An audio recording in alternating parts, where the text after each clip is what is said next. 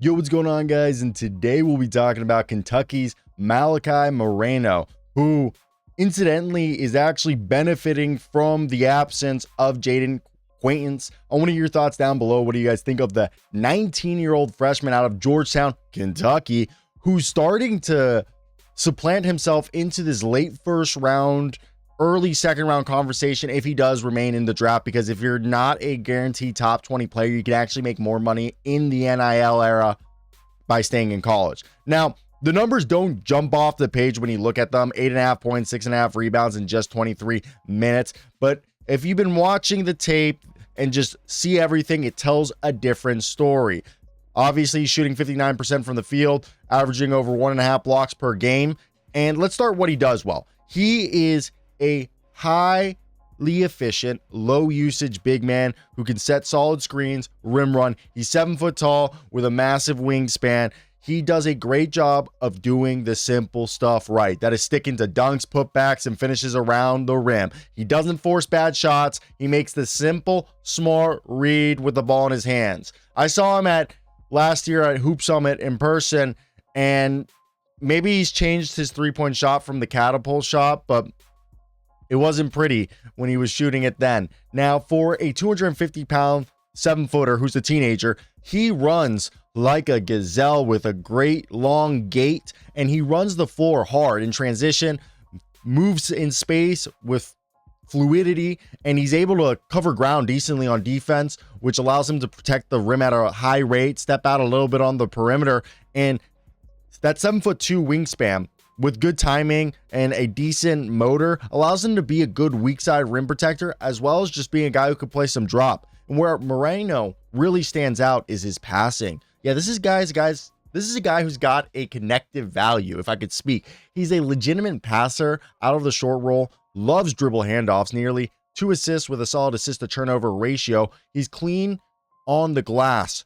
Like, dude, he's cleaning the glass on both ends, flashing a 10.5 rebound per 36 minutes. And he anchors the defense with, as I mentioned earlier, sound drop coverage and the ability to hedge screens and still recover back to his man, or even stick up and go to the perimeter and contain a little bit.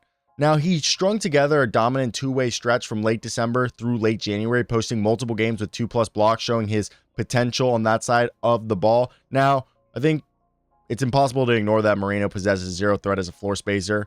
He hasn't attempted a three-pointer all season, took only one all year, which clogs driving lanes for guards in modern NBA offenses. He lacks what I would say is like the verticality you've seen from some of the lob threats like Daniel Gafford. He's more of a fluid mover than a high flyer, which limits his ability to be a lob threat or even to contest against certain people at the rim.